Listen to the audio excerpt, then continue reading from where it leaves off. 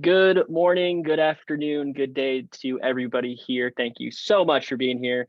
It's another Che Alaska webinar. Today's topic is the destructive cycle of nuclear energy in Alaska, from uranium mining to power generation and weapons testing in nuclear waste. Before we get started, before I introduce our guest, I do want to say a little bit about Alaska Community Action on Toxics. We're an environmental justice nonprofit based in Anchorage. In Che, Alaska, Collaborative with Health and the Environment. It's part of a broader network of over 5,000 individuals across the globe working to provide credible health news, environmental news as well. Alaska has been, this is a short message from our director, Pam Miller, before we get started. Alaska has been a place of great strategic importance to the US military and a testing ground for its chemical, biological, and nuclear weapon programs in nuclear energy development. These include 3 massive nuclear tests on Amchitka Island, including the largest underground nuclear explosion in US history, the Aniguiin test in 1971. The Army built an experimental nuclear reactor at Fort Greely that resulted in significant releases of radioactivity to air and water, affecting workers in the surrounding community. The Atomic Energy Commission proposed to detonate nuclear bombs near Point Hope to create a deepwater harbor. In the process, carried out experimentation that led to toxic and radioactive contamination. The Ross Adams mine at Bocan Mountain in Southeast Alaska on the Tongass National Forest, Alaska's only producing uranium mine, operated as an open mine pit for more than a decade, beginning in 1957, and left a legacy of radioactive waste. Alaska Community Action on Toxics has conducted investigations and has issued reports about the consequences of nuclear testing in Amchitka and the experimental nuclear reactor at Fort Greely. These can be found on our website and included in the links with our follow-up to emails in this webinar. We look forward to hearing the experts on our webinar today and discussion about the hazards of nuclear energy in Alaska and beyond. And one thing that we are fighting right now is micronuclear reactors.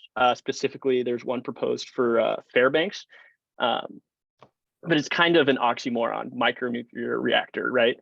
We can talk more about that later. I do want to introduce our guest and get started. So I'm joined by Emily Murray of Elim, Alaska, Vice President of the Norton Bay Watershed Council, and a teacher in Elim, Alaska, where she worked with students to conduct research about the effects of uranium mining on community health and workers. And we're also joined by Dr. Edwin Lyman, who is the Director of Nuclear Power Safety at the Union of Concerned Scientists in Washington, D.C. And he just recently wrote a paper entitled Advanced Isn't Always Better, which we'll have links to as well. So without further ado, I'm going to go ahead and pass it over to Emily Murray, and we'll go ahead and get started on this Che Alaska webinar.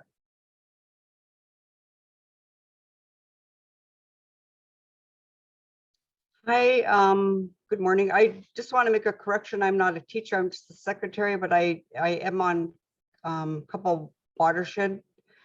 One is Norton Bay Watershed Council and Golden Bay Watershed Alliance and other watersheds. So my topic is uranium mining and community health, environmental and health concerns about proposed mining in Alaska. And this is taken from our website. Our watershed council is extremely important to the region. This watershed council gives balance to scientific and traditional data that ensures the health of our rivers. Next slide. So this is just a timeline. Elim Students Against Uranium. In 2006 and 2007, Triax Minerals from Canada began exploration at Boulder Creek. You could go to that website and read more on it. But Boulder Creek site is at Death Valley, north of Elim.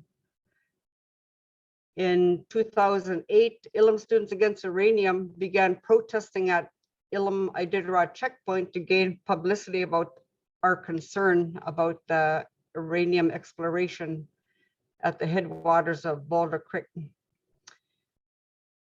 And in 2008, Elim Students Against Uranium hired an environmental lawyer, Hal Shepard. Center for Water Advocacy and Elim Tribal Council began to collect water quality data on the Dubuktulik River. Boulder Creek is at the headwaters of the Dubuktulik River. So the mine would be above it. So this is to ensure that we do have a healthy river for salmon, in which we so depend on. And in 2012, on April 27 to 30th, 2012, Elim Students Against Uranium attended a 3-day second International Indigenous Women's Environmental and Reproduction Health Symposium at the native village of Chicaloon. We did a 5-minute presentation and testimony before the UN Special Rapporteur, Professor James Anaya. We voiced our concern on chemicals and radioactive materials that would come from an uranium mine. That was one awesome 3-day the symposium that we had in Chicaloon. And strong point, I want to say that ESA did extensive research on uranium and its effects on the environment within Flora Simon's bilingual class K through 12th grade. So the high school students basically did very thorough research on the uranium and its effects on the environment, and not only that, but on the health effects of on people. They found out that if an uranium mine were to be built and we begin to get sick, it would be very hard to prove in court it's because of the mine, because you need a large population to prove in court that it's because of the mine.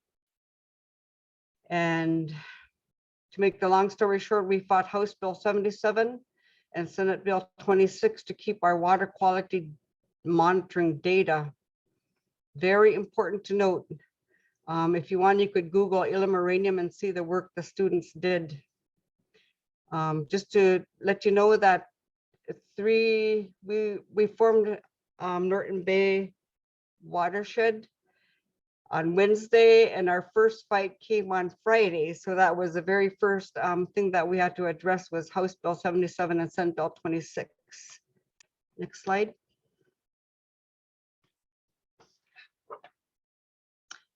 So Norton Bay Watershed Council is a 501 nonprofit organization focused on protection of sustainable water and subsistence resources.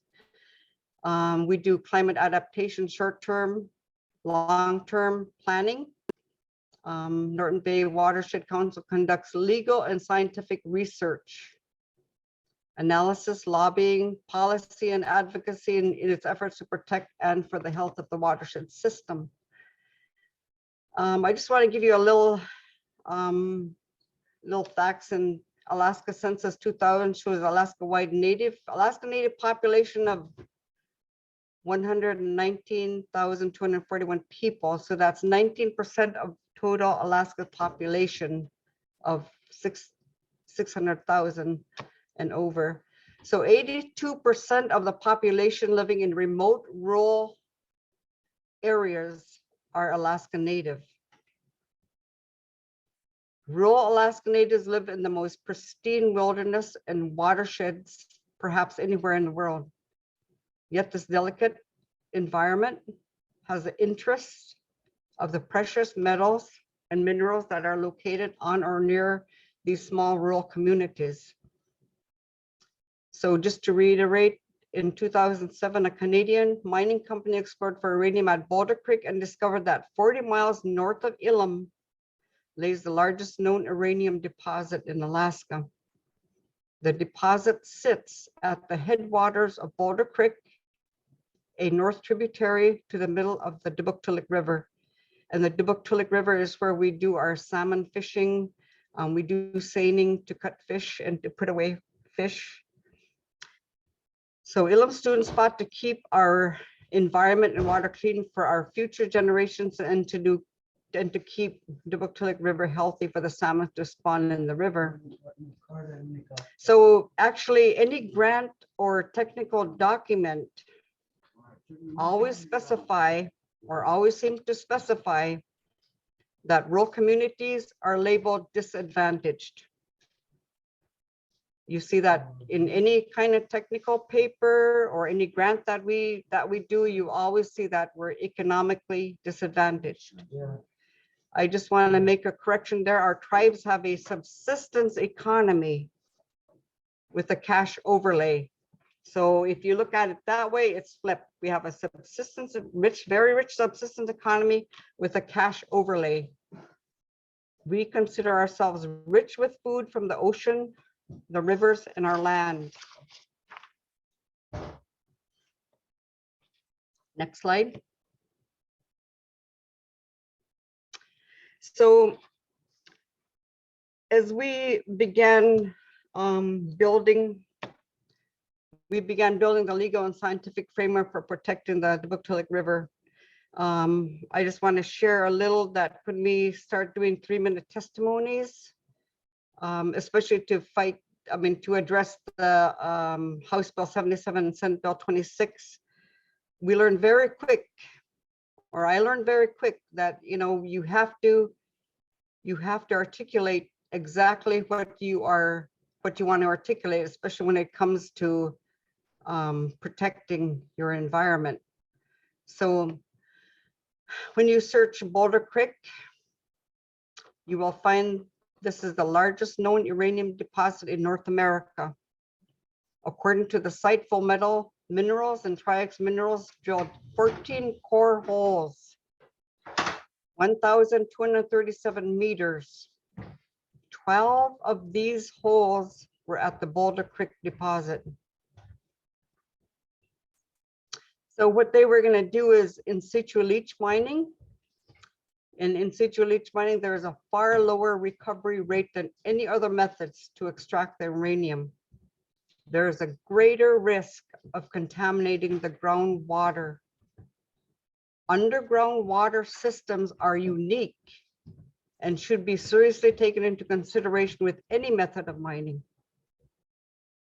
So if you look at the article, this article states there is a lack of unabridged control over the many factors which influence the survival of individuals and the genetic makeup of the conserved population, the article cautions.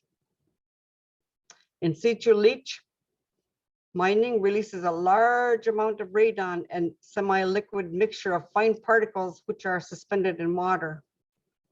Lastly, what is bad about uranium is that exposure to uranium can cause tissue destruction and is very quickly fatal. And there is a greater risk of contaminating underground water. And because our site, Elim, is a very windy. So the tailing, if they were to build the mine in the tailings ponds and the wind blew, so that the dust would, they could travel 40 kilometers and settle on our berries and our greens that we subsist on, and which in turn would the animals that we like, the moose and the caribou, that we rely on, would therefore eat the dust from this tailings pond. Next slide. So we seek a formal and written plan with traditional ecological knowledge and scientific data. Very, very important to have the two. You have to approach it from a traditional ecological knowledge point of view, especially from a tribal standpoint. You have to, what we found out is you have to use scientific data. Very, very important, those two go together. So Norton Bay Watershed Council, along with our environmental lawyer and a field technician from the native village of Elim, conducts and monitors a small gauge just downstream from Boulder Creek. Water quality data is measured, water depth and temperature recordings every 15 minutes from the bed of the river. So we fought House Bill 77 and Senate Bill 26 to ensure our scientific data would not be excluded from future court proceedings, which maintains we do have a healthy ecosystem. And I just like to point out that our tribe signed on a resolution to oppose those two bills, and within the state of Alaska, 50 other tribes signed on to support, to help, support us being against the two bills. So eventually we seek water reservation for this vital subsistence salmon river to ensure we do have a clean water reservoir. The future of the health and well-being of our tribe deeply depends on the scientific data. The ultimate reality is mining companies can come and go, but our tribe will still be here. An elder stated, "Munakistevut, our land, the one that cares for us." So another thing to be aware of is, as we speak, BLM, Bureau of Land Management, is opening millions of acres of Alaska public land known as D1 lands for future mining projects and oil and gas development. Next slide. So our main objectives are towards environmental protection and safety for our tribe, present and future. So science can and should be used as one tool for addressing present and future government-to-government consultation. It's a common language that we can all speak. Science transcends beyond political, cultural, and political barriers. Very, very important to note. Traditional ecological knowledge remains vital to our Inupiat culture. We still practice drying fish during the summer, getting oil, getting seal for seal oil, picking greens and berries, caribou and moose hunting, and beluga hunting. We observe the seasons and gather food like our grandparents and their parents did. We respect our land, the land animals, fish and sea, because our land and sea feed us. We love our land. That's why when you look at subsistence, we have a subsistence economy with a cash overlay. Oral stories passed down to our generation taught us how to live and respect the world around us. It's not learned in history books. This is real life. This is survival for Native people. So why do we fight to keep our environment from certain contamination? The land is part of us and we are part of the land. Our land cares for us and we care for our land. Simple. This is the very first demonstration Elim students against uranium did. It's during the first Iditarod mushroom coming into Elim where it all began. So the reason why we did this, we demonstrated with the first Iditarod mushroom coming into Elim, was to gain publicity for our fight. If you notice, there's an elder sitting on a chair. She was the very first one to hold up a sign, and it says "No uranium mining in Elim." So we got her a chair and she sat down, and then all the students, the Elim uranium student protest. So we met the first musher every year to gain publicity on it. Next slide. So this is our environmental lawyer and our field technician, Shepard and Tuckok, gathering depth and temperature readings from the gauge on the Dubuktulik River. And this is a photo from Jen Ruckel from KNOM. We had, thank God, we had support from the radio station to make awareness of what we were opposing, and also the Nome Nugget in Nome. So they were very two vital pieces that that helped us. And the last slide. This is our references here.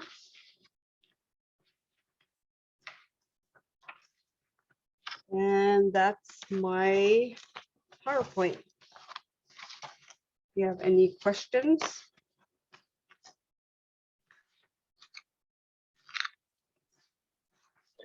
Well, thank you so much for sharing, Emily. I really appreciate the work that you and just Elim is doing in general to really raise awareness for some of these false climate solutions. A lot of people don't think about the behind the scenes of their uranium mining, the waste, and so on and so forth.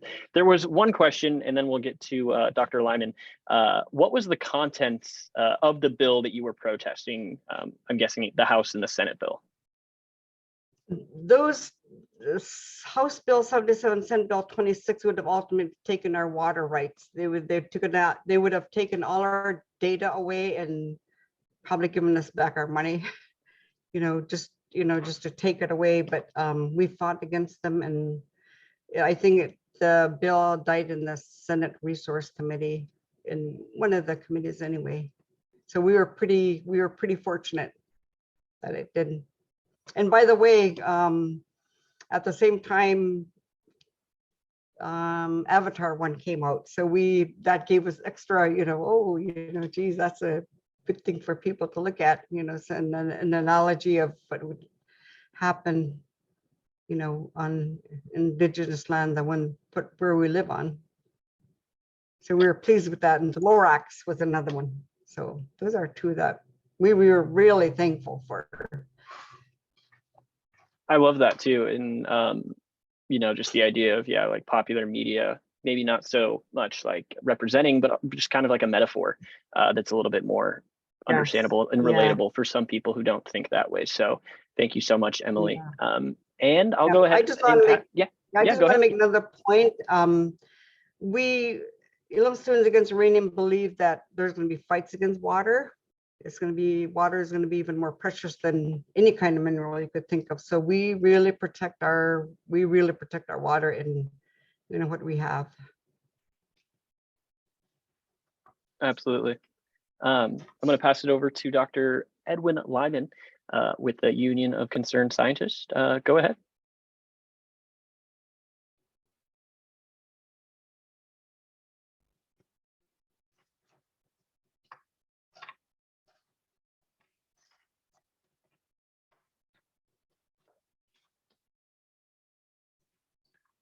And I just think you're muted, but we can see your screen. Yeah, there we go. That's all good? Okay.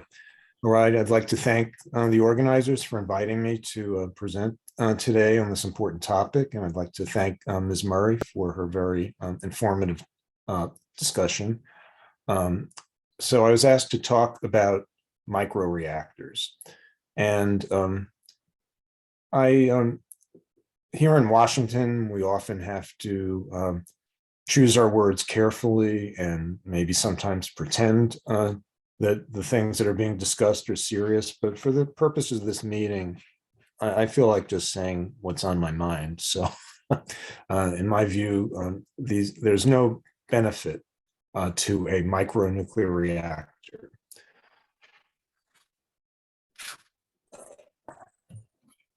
Sorry. Okay.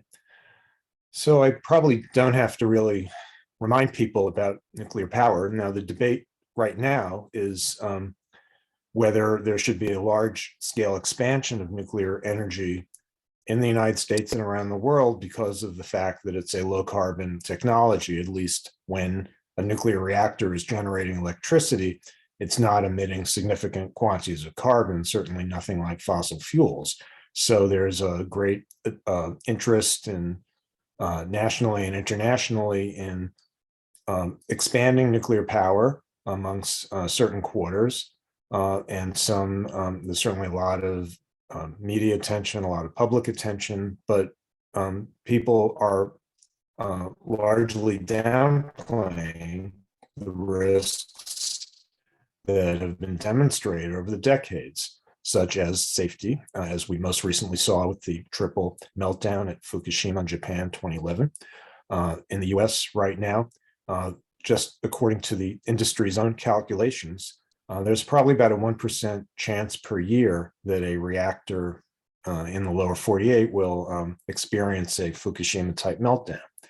Then compounded with that are risks from severe natural events, that is, earthquakes or floods that are bigger than these plants were originally designed to protect against. And that, at least the threat of severe weather, is only going to increase as climate change worsens. Then separately, there's the risk of terrorist attacks. No matter how safe a nuclear reactor is with regard to accidents, there's always the possibility that someone who knows how to sabotage a plant effectively could do so. And so plants generally also have to be protected against that kind of attack, whether from foreign terrorists or domestic. In the US, we've seen an increase in domestic terrorist activity over the last few years. Also, what's going on in Ukraine, the Russian invasion of Ukraine and its seizure of the Zaporizhzhia nuclear plant, the largest one in Europe, has demonstrated that nuclear plants are not immune to being involved in a military campaign if they find themselves in the middle of a war zone. And then you do have to worry about the potential for inadvertent or deliberate attacks on those reactors as part of the ongoing war. And also, nuclear power is a dual-use technology. That is, the same facilities that are used to make fuel for peaceful reactors can also be misused to make material for nuclear weapons. Then, of course, there's the impact on the environment just from ordinary operation of reactors. And we heard in great depth about uranium mining and milling and its environmental impacts. And also at the back end, that is the spent nuclear fuel that's generated by reactors that remains dangerously radioactive for hundreds of thousands of years, and a material that, even though the nuclear industry has promised for many decades can be easily managed, there's no solution in sight in the United States for where that fuel is going to go. So right now it is sitting at each reactor site where it's generated with no plan for taking anywhere else. Now, what are microreactors? So these are nuclear reactors defined as having a capacity of only up to about 20 megawatts of electricity. And that's compared to the large commercial plants that are on the order of 1,000 megawatts. And why are people even talking about these things? Well, there's a push to essentially greenwash nuclear energy and to claim that the problems of the current generation can be solved with new innovative technologies. And microreactors are one component of that. And the claim, people will claim that microreactors are passively safe, meaning you don't have to worry that if there's a loss of coolant or coolant is disrupted, that the reactor will continue to generate heat in a way that will cause itself to melt down and release radioactivity in the environment, that there are mechanisms in which it will safely shut down and cool itself, so that doesn't happen.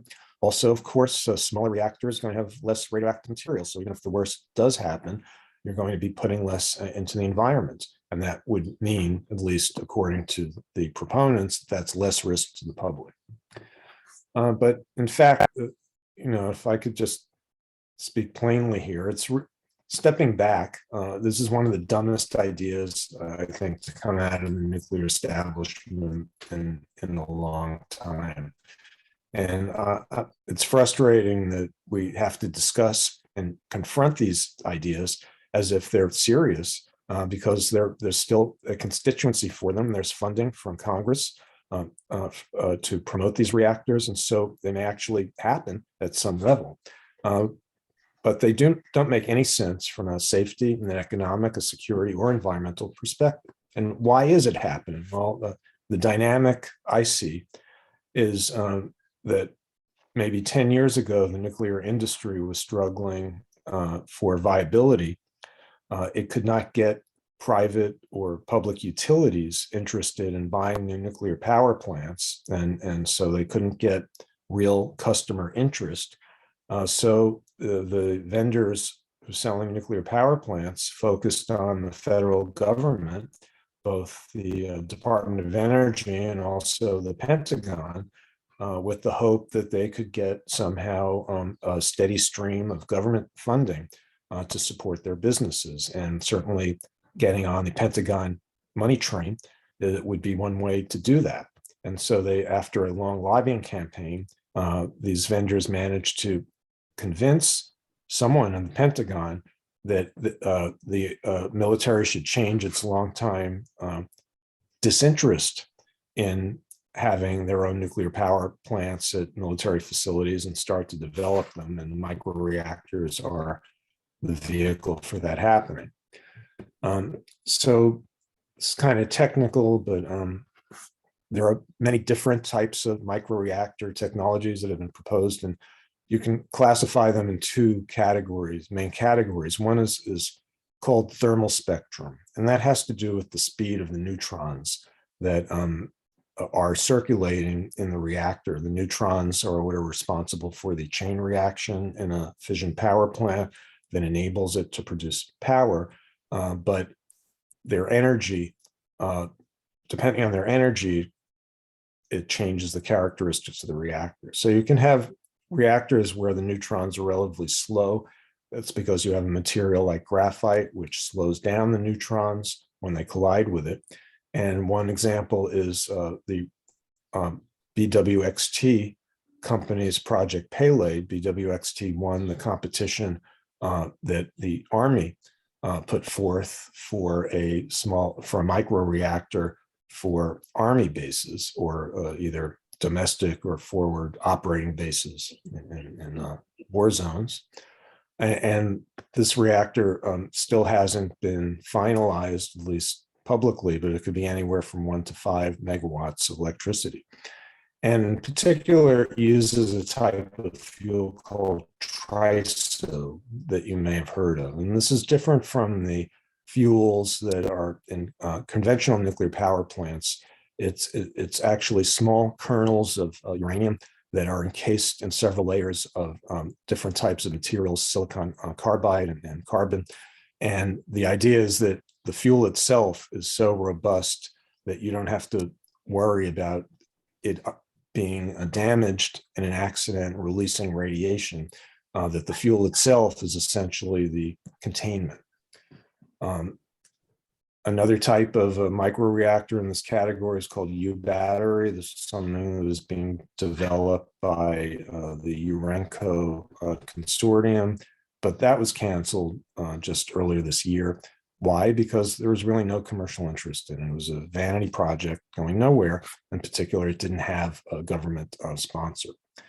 Now, the other type of main category is fast spectrum, and that's when you don't slow down the neutrons and there's no moderator. And the one example of that is a company based in California called Oklo, which is promoting a reactor called Aurora, which could be anywhere from 1.5 to 15 megawatts of electricity, and it would use a metal fuel, as opposed to the TRISO I was just talking about. But both types require uranium that is enriched to a higher level than the uranium that's used in conventional power plants, and that's sometimes called high assay low enriched uranium, and it would be up to 20% of the isotope uranium-235. Now, right now, the Eielson Air Force Base request for proposals for a microreactor, as far as I can tell, would allow either type right now. And so we don't know yet what you're going to get. Now, one of the main things to know about microreactors is that they're very inefficient. Now, over the decades, nuclear reactors have grown in size. They started out only on the order of a few hundred megawatts, and they grew to be 1,000 or more, because that actually lowers the cost of the electricity because of economies of scale. As you increase the size of the reactor, the unit cost of electricity production goes down. So if you're shrinking the reactor instead, you're going against that principle. So in order for cost to not escalate through the roof, you have to cut costs in many other ways, and that would be to reduce the capital expenditure and the operating expenses drastically. And that really means cutting major or important safety and security features that are present at current plants. And that leaves you with these small reactors with stripped down safety and security barriers that make them more vulnerable. Now, microreactors waste uranium. And if you look at the thermal microreactors I was talking about, there's analysis that shows that they could use at least 3.5 times or more as much mined uranium just to generate the same amount of electricity as a large reactor. And that's because they require this more highly enriched fuel, and that takes more natural uranium to generate enough fuel to burn in the reactor. And the fast microreactors like Oklo would require much more, maybe 25 times as much uranium to generate the same amount of electricity. So if you're worried about the environmental impacts of uranium mining, you have to say, well, if we start building a large number of these microreactors, we're going to end up with a much greater environmental burden from uranium mining just to generate the same amount of electricity as even the current reactors do. And also, microreactors are touted as climate change solutions as part of this energy transition that would decarbonize the environment. They're claimed to be a part of that. But in fact, if you look at the whole fuel cycle, even though reactors themselves aren't emitting carbon when they're undergoing fission, the uranium mining, milling, enrichment, transportation, all those other parts of the fuel cycle do generate some carbon. For conventional reactors, most analyses show that that's still smaller or much smaller than what happens in the fossil fuel cycle. It's not zero, but it's much smaller. But because microreactors require more mining and enrichment, just to generate that same kilowatt hour, they're going to emit more carbon than the large reactors do. And depending on the type of reactor and other factors, and it's very complicated to actually come up with a good answer, but it is possible that for some of these reactors, their fuel cycle could be emitting as much carbon per kilowatt hour as natural gas.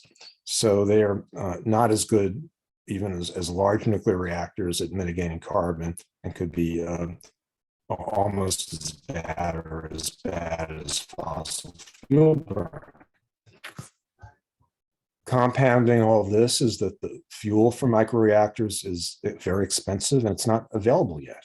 So this high-assay low-enriched uranium I was talking about is not being manufactured in the United States, or in fact, most parts of the world right now. The only country that's marketing it is Russia. And because of the now the disincentive to support the Russian nuclear industry, there's a reluctance to buy this fuel from Russia. So there has to be another source, probably domestic, but it isn't available yet. You would need for a single microreactor anywhere from hundreds of kilograms to thousands for one core. And that material just isn't available yet. Another thing you should know about high-assay low-enriched uranium is, even though it's not as dangerous with regard to making nuclear weapons as what's called highly enriched uranium, which is the material that has been used in US nuclear weapons, it's still better or more useful for making bombs than the fuel that's in current generation reactors. So these microreactors also pose greater nuclear proliferation threats.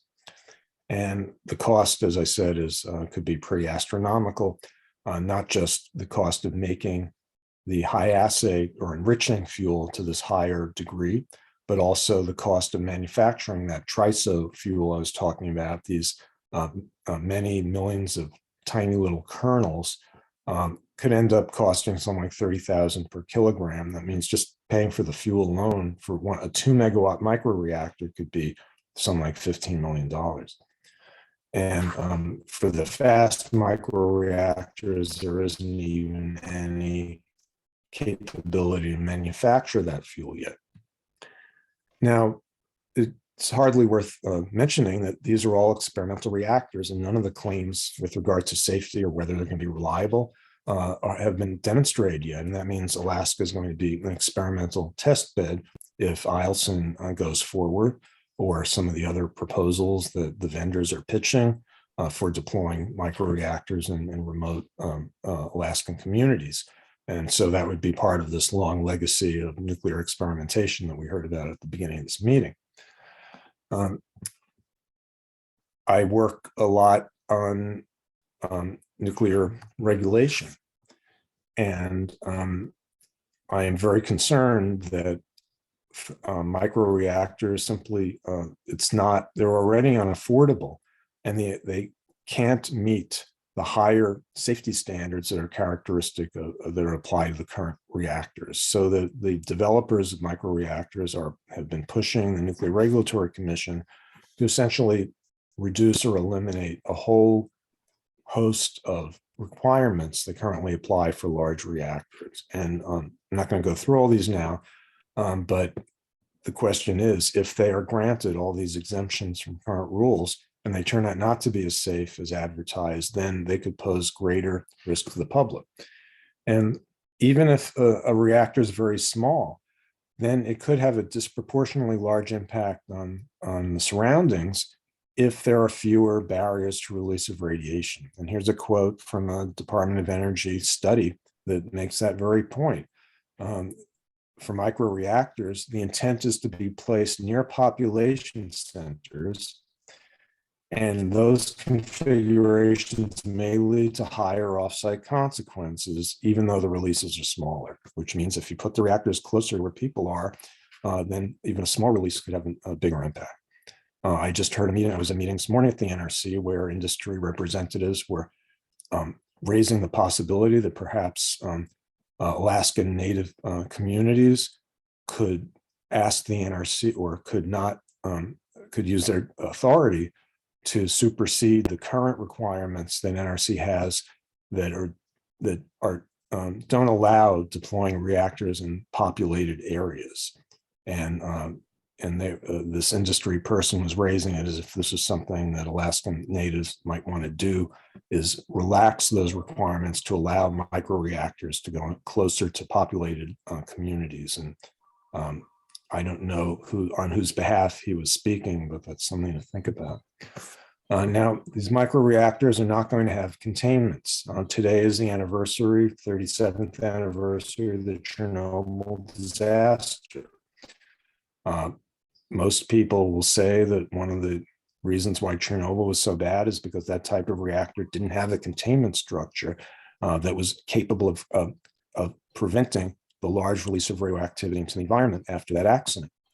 But none of these reactors are going to have containments. For instance, those that will have TRISO fuel will be given, at least the plan is that the fuel itself will be considered the containment. But TRISO fuel is not nearly as indestructible as some claim it is. And in fact, when it was being tested at the Idaho National Laboratory a few years ago, as I've written about, one of the tests went so bad, the fuel was releasing so much radioactivity, they had to shut down the experiment because it was potentially could trip radiation thresholds at the site boundary. So it's not perfect, it has a lot of problems. Here's an example of a recent study of microreactors. This is only a 2 megawatt reactor. And this was a simulation of an accident, which is not considered even the worst case accident, of a heat pipe metal fueled fast microreactor. And so this shows what the doses are as a function of distance. And it's a little technical, but the bottom line is that yellow bar is where the Environmental Protection Agency would recommend evacuation to occur in the event of an accident. So this graph seems to show, well, this is fine because under no circumstances would people need to be evacuated after this accident. But if you look at the details, you see that the assumption was that this reactor has a large reactor building over it, the size of a typical boiling water reactor, and that it would have essentially, it would restrict the amount of radiation that was released by a factor of 1,000. So if that building were not there, these curves would move up 3 orders of magnitude. And so even around here, around 2 to 5 or even 5 to 10 kilometers, you would have potentially the need to evacuate. So this, of course, there will be some sort of building that will probably provide some sort of protection as long as it isn't severely damaged. But that just shows that even a tiny reactor is going to be releasing enough radioactivity from the fuel that it could potentially require evacuation 5 or 10 kilometers away. So why is Alaska being targeted as a test bed? And I think the main reason is because these reactors are so expensive and they don't make sense and no utility wants to buy them. They only make sense in the context of a place where it already has such high electricity costs that they might be even competitive. But even so, it's unclear if these reactors will be cheap enough to be competitive, and in particular, whether the Eielson Air Force Base request for proposals is going to have any takers under the current terms. And I think I'm running out of time here, but I'll just, I took some quotes from people or vendors responding to that request for proposals. If you haven't looked at those documents, they're kind of amusing. So for instance, one vendor was complaining that there's no provision for getting their capital costs compensated for, especially if they have a cost overrun, because the contract right now would be a fixed price contract. So any cost overruns would be paid for by the vendor. And they were complaining about that. So the expectation is, yes, they're going to have cost overruns. In that case, the actual cost of generating electricity is going to be higher. And here it is, will far exceed comparative energy sources like natural gas or coal. So they're admitting that even under these circumstances, this could be more expensive than the fuel sources that are being used now. In addition, these vendors are going to have to supply their own emergency personnel. The Eielson Air Force Base has said they don't have the capability for a nuclear plant incident response. So these vendors are going to have to hire and train a bunch of people to serve as emergency response personnel at Eielson Air Force Base. That is not going to be cheap. First of a kind projects, of course, are very risky. Someone wrote and pointed out that the RFP is laying the risk entirely and solely on the bidders, and there's no shared risk. And they claim it could be a company killer and industry setback. So, and finally, of course, the decommissioning costs are not known. No one knows what these reactors. No one's had any experience with how to decommission one of these microreactors. Alaska, of course, is dealing with the Fort Greely reactor, where there was no serious attempt to decommission it for decades. It's just sitting there. And again, similarly, where is the waste going to go? The vendors are going to have the responsibility for removing that waste. And that means they'll have to have a license for a spent fuel storage facility back where they are. Now, I don't think any of the vendors themselves operate nuclear facilities where they would be able to store that stuff without getting an NRC license. So that also has to be part of the picture. So is that going to happen? I don't know. So anyway, those are some of my thoughts, and I welcome your questions. Thank you. Thank you, Dr. Lyman. That was very informative. And we do have 5 questions right now on the board. Feel free, anybody here as well, to drop something in the Q&A if you have any burning questions.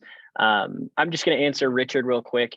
Yes, we will send out archive recordings following this this webinar with all relevant links and presentation information as well. So that is a great question. I want to make sure that is addressed. This one is for Dr. Lyman. I was not aware of the micro reactor field. Are there multiple applications for installation of other new such reactors in the US and or elsewhere? Well, there are certainly applications that are being proposed. The sky is the limit for the imagination of the people who are designing these things. One application that's come out of the national laboratories is, well, what about charging stations for electric cars? What if you're in the middle of the desert and you have a filling station? Maybe have a microreactor there to charge electric cars. That's the kind of thing. They're being proposed for desalination. They're being proposed for hydrogen production, for heat supply to, again, remote communities. So anything you can do with a few megawatts of power, they're being considered. But the problem is nuclear power really suitable for this kind of distributed generation? Because that increases, dramatically the number of sites that have to be inspected, regulated, and the number of sites where there are, you need a radiological preparedness, and you have nuclear waste that's going to be generated and end up sitting there unless there's a plan to dispose of it, plus the security that you might need to protect the fuel from theft, since, as I pointed out, it could be useful for nuclear weapons. So all those logistical issues, it's really a philosophical question. Is this something that is suitable? Is this a suitable way to use nuclear power? And I just don't think it is. I think if you're going to have nuclear power, it should be centralized, it should be heavily protected, and it should be isolated from the public to the extent possible. Great answer. Emily, this one is for you. After their education, have any students come back or remained to work on protecting this natural environment in your area? And when this first started, what was the learning curve like for you, the residents, and others protecting your home? When we did the research we did it from kindergarten to 12th grade. So like with the kindergarten students, we involved them with, we did a, what do you call that? It's like a cultural blanket where they could, do coloring and stuff. So we had a big cultural quilt. I think that was what it was called, with all the, like the fishing, the berry picking, the camping that students do. But the high school was very thorough in some of the research that they did on uranium and its effects on the environment. So the reason why we did that at first, after they got the research done, after the cultural quilt was done, we presented it to the tribal, our Elim native village of Elim, the tribe. And we had a big gathering, the community gathering at the school, and we presented their findings. And so that's how the tribe got involved in, creating the resolutions and stuff like that. Yeah, it was very thorough. The students did an excellent work in their findings. Lee she's our field technician, so she works at, she does the water monitoring with Hal Shepherd. Yep. That's great. It was very, yeah. It was very, we had a lot of elders and the whole community gathered, and they just jumped right in to help us protect the environment. One thing we found out one thing they found out too about uranium mining is that it becomes a Superfund site after a while. So, they set aside a little bit of money to clean it up, but then after that money is spent, it just becomes a Superfund site. So there's actually no way to clean it up. Yeah, no, it's nasty stuff. And Dr. Lyman, I think you make a great point as far as what's happening in Alaska, as far as how expensive it is. And I think it's kind of ironic that, yeah, it's super expensive here, and they want to tout micro nuclear reactors as something that could be just as competitive as price. So one of the big things ACAT's doing right now is trying to fight legislation and regulations that would speed up siting permits, which is just awful. you want to move this quickly along? It doesn't seem very safe. Anyways, we do have a few more questions here, so I want to make sure that we go through them. As stated in the first few slides, there is still no acceptable nor environmentally safe disposal method for spent fuel, etc. Won't this new production generate more and more waste that has no means of disposal treatment? Thank you, Dr. Vinci. Yes, that's a clear yes. And there's very little experience with the storing or disposing of the type of waste that these reactors would produce. And so they have different characteristics. So even the experience with storing ordinary spent fuel may not be that applicable for these different types of waste. Got you. We have 4 minutes left, and there's still 5 questions. So I do want to get through these as quickly as we can. Hasn't the U.S. Navy used microreactors safely for 40 years for submarines and carriers? Well, not microreactors. They're somewhat bigger than those. Yeah, of course, the history of the nuclear navy is a story in itself that predated the deployment of commercial nuclear power, and that program was driven really by Admiral Rickover, who had unlimited budget and his own standards. When you translate that to the commercial industry, it's not readily adaptable. But these designs would be different. Those reactors and submarines are actually the forerunners of the current operating plants, pressurized water reactors. And they were developed over the course of many decades of operating experience. These new types of reactors are going to require, again, a long research and development and deployment time to get anywhere near the same level of reliability. And do you, by chance, know the Biden administration's position on advanced nuclear power? The DOE just issued a plan called Liftoff, advocating for expedited nuclear reactors as firm power to meet climate goals. And Lucian asked this question.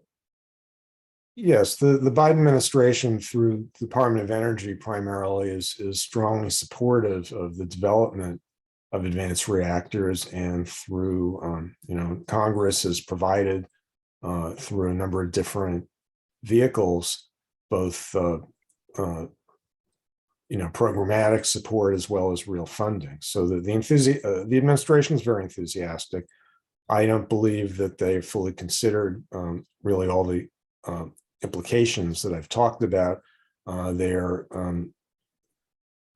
sort of in the sway of the national laboratories, which are largely benefiting from this kind of largesse. So there isn't really an independent evaluation that is informing the Department of Energy's choices at this point. I think that's a mistake.